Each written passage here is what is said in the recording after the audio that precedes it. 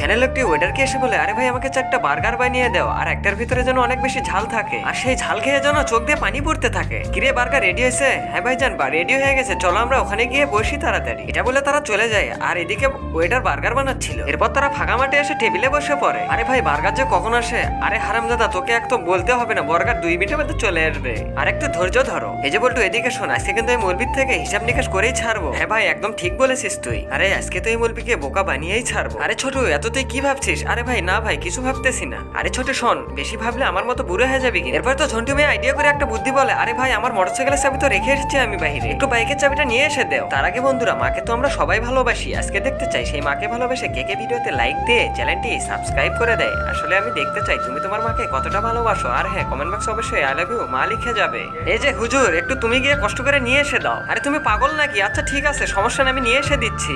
এটা বলে মৌলবি যেতেই তো তারা 3 জন মিলে যুক্তিবুদ্ধি করা শুরু করে দেয়। এই শোন, আজকে কিন্তু মৌলবিকে একটা উচিত শিক্ষা দিয়ে ছাড়বো আমরা। এই শুধু আমাদের থেকে খেয়ে যায়, কোনোদিন বিল দেয় না, আজকে ওকে বিল দিতেই হবে। হ্যাঁ ভাই ঠিক বলছিস। আর এদিকে তো ওয়েটার প্লেটে করে বার্গার সাজিয়ে তাদের কাছে নিয়ে আসতে থাকে।